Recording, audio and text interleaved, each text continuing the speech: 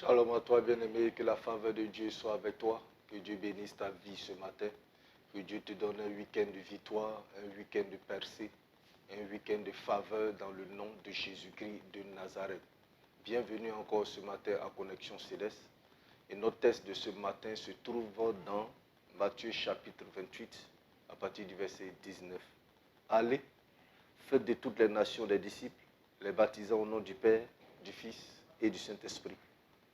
Et enseignez-leur à observer tout ce que je vous ai prescrit.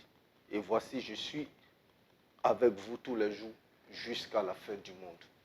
Bien-aimés, hier, nous étions en train de dire qu'évangéliser était notre mission et que chacun de nous devait s'y engager. C'est vrai que nous avons besoin de bénédictions, nous avons besoin de travail, nous avons besoin d'élévation, nous avons besoin de beaucoup de choses, mais n'oublions pas que la mission essentielle qui est plus importante aux yeux du Seigneur, c'est le salut des âmes. C'est pour le salut des âmes qu'il est mort à la croix. Et c'est pourquoi cette mission qu'il nous a laissée, avant de retourner chez son Père pour nous préparer une place, nous devons faire l'effort sur nous-mêmes de faire cette mission. Alors comment faire cette mission? C'est simple. La première des choses que nous pouvons faire, c'est de le faire en parlant avec les personnes, seules à seules. En parlant avec des personnes qui n'ont pas encore accepté Jésus-Christ comme leur Seigneur et leur Sauveur. C'est-à-dire faire des corps à corps. C'est ce qu'on appelle communément l'évangélisation porte à porte. Tu peux le faire avec de la littérature que tu pourras envoyer, laisser à la personne, bien sûr, en inscrivant des contacts dessus au cas où il a besoin de te joindre. Cela sera utile.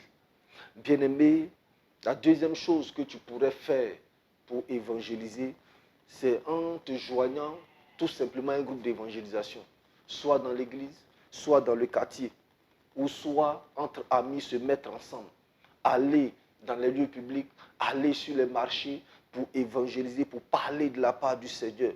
Vous pouvez le faire avec des baffes amplifiées. On le voit un peu partout aujourd'hui dans nos villes. Cela est très très important. Vous pouvez aussi le faire avec de la littérature, tout en laissant vos numéros sur cette littérature que vous allez distribuer pour que si quelqu'un avait besoin de vous joindre, il puisse vous joindre plus facilement.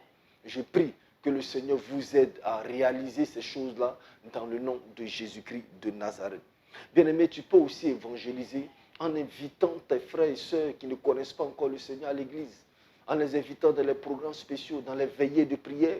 Lorsqu'ils viendront, ils seront assis, ils écouteront la parole de Dieu. Et cela pourra faire la différence. Cela pourra les amener à décider de donner leur vie au Seigneur Jésus-Christ. Bien-aimé, en invitant tes frères et sœurs à l'église, tu fais bien. C'est aussi une forme d'évangélisation. Et puis enfin, une autre étape que tu peux aussi utiliser, c'est de donner les moyens à ceux qui veulent partir et qui n'ont pas de moyens. Bien-aimé, cette mission-là, elle est pour nous tous. Ne la fuis pas. Toi, tu ne peux pas parler, mais tu peux aider par tes moyens celui qui a envie de partir. Tu peux l'aider par tes moyens, en donnant des moyens, en achetant de la littérature, en achetant même des baffes amplifiées pour des personnes, pour des groupes d'évangélisation. Bien-aimé, si tu le fais, sache qu'il y a des récompenses au bout.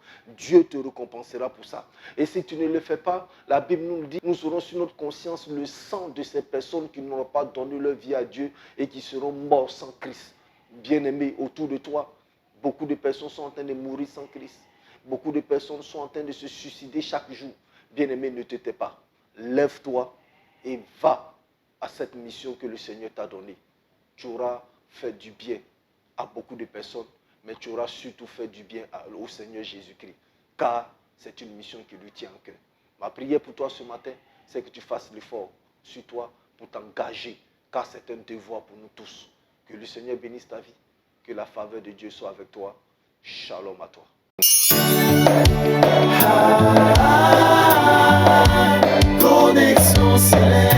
Le rendez-vous matinal qui vous rapproche de l'Éternel.